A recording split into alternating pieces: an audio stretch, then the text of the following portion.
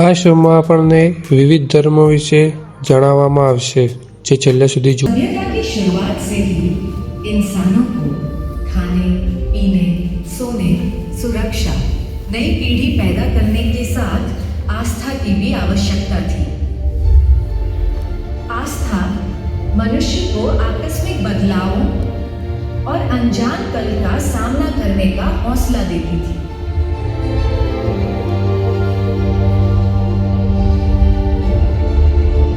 उसे लगता था कि कोई एक उच्च सत्ता है जो हमें सुरक्षा और न्याय दिलवाने की शक्ति रखती है। इसीलिए हम किसी न किसी रूप में एक उच्च सत्ता को मानते और उसे पूजते आए हैं। धीरे धीरे संसार के हर क्षेत्र में आस्था और श्रद्धा अपनी अपनी भौगोलिक, मानसिक, सामाजिक परिस्थितियों के अनुसार रूप लेने लगी। विशेषकर भारत भूमि में आस्था त्याग के आधार पर जीवित और विकसित होती रही है।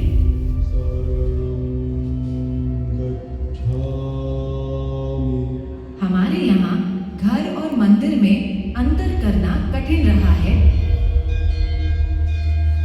जहाँ कोटि कोटि प्रकार के देवी देवता, आध्यात्मिक सिद्धांत और सामाजिक प्रथाएं मानी और पूजित रही हैं।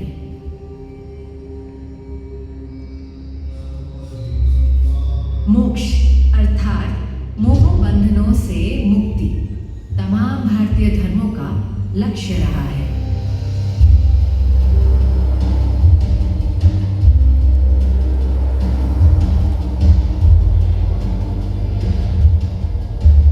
वडनगर में सिंधु घाटी सभ्यता की तरह ग्राम्य देवताओं के अलावा वैदिक रीतियां भी प्रचलित रही। यज्ञ, होम, हवन आदि की परंपरा का प्रतीक यहाँ भूमि से निकले हजारों साल पहले के एक समाधिष्ठ योगी के अस्थि शेष हैं।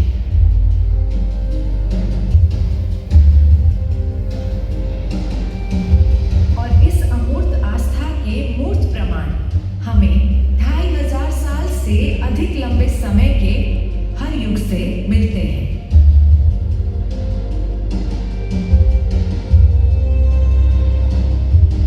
इस निरंतर शहर ने बहुत से मतों, धर्मों, सिद्धांतों, आस्थाओं को देखा, परखा और माना है। ईसा से 250 साल पूर्व सम्राट अशोक ने जब जूनागढ़ में अपना शिलालेख स्थापित किया, तभी सबसे पहले बौद्ध धर्म के सिद्धांत यहाँ आए होंगे।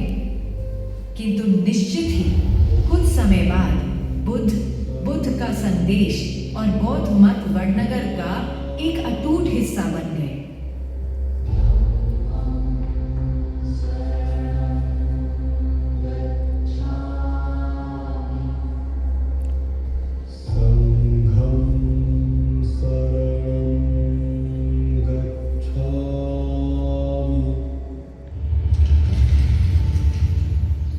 सन 641 में चीनी यात्री यून सांग ने ओ नाम तो पुलों यानी आनंदपुर में स्थित सम्मित्या विद्यापीठ के 10 विहारों में सहस्त्र बौद्ध भिक्षुकों के निवास करने के बारे में लिखा है।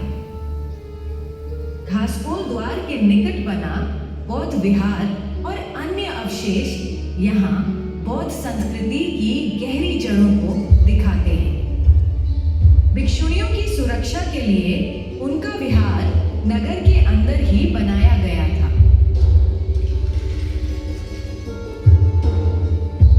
एक चीज जो नहीं बदली थी वो थी इस हाटकेश्वर क्षेत्र में नागर ब्राह्मणों की केंद्रीय भूमिका।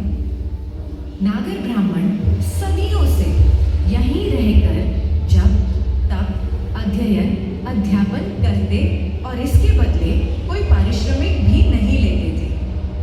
इसलिए राजाओं द्वारा इन्हें भूमि दे दी जाती थी। स्कंद पुराण में नागर ब्राह्मणों की उत्पत्ति का उल्लेख मिलता है। भगवान शिव ने उमा से विवाह के लिए नागरों को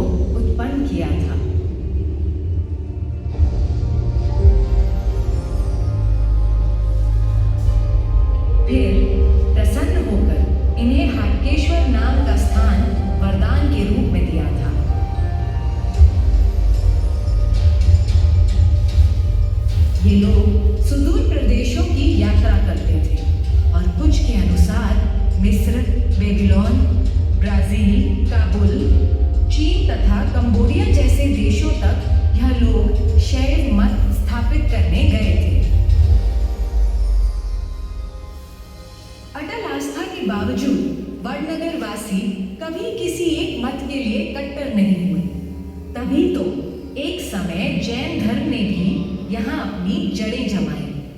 कल्पसूत्र और नवकार मंत्र के पाठन उच्चारण के सबूत यहाँ मिलते हैं। तरंगा के जैन मंदिर और देरासर भी इस बात का प्रमाण है।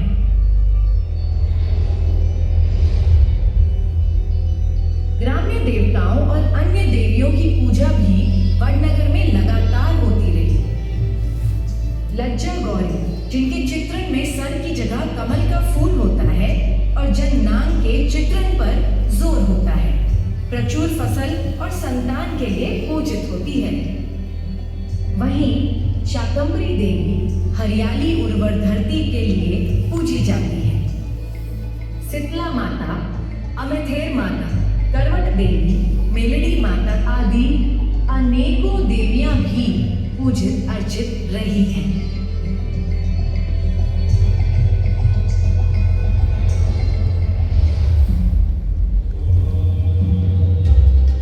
शर्मिष्ठा के किनारे होने वाले अनुष्ठान उन्हीं प्राचीन परंपराओं के चिन्ह हैं।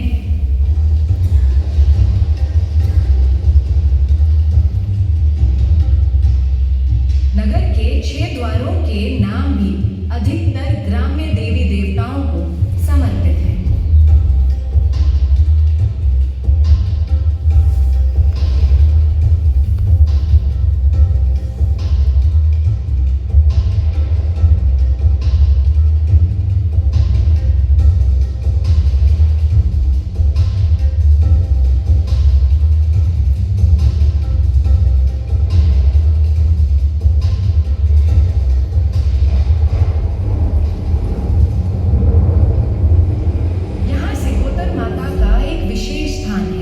जिनके चित्रण में जलपोत भी होता है।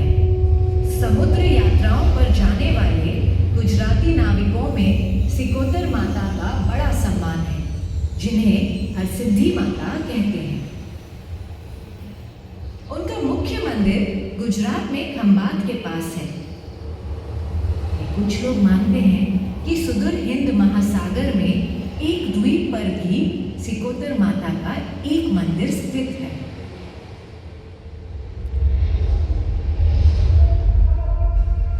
सल्तनत और मुगल काल में अन्य मतों का भी कभी वडनगर में प्रवेश हुआ, जिनमें इस्लामिक पीरी शामिल थी।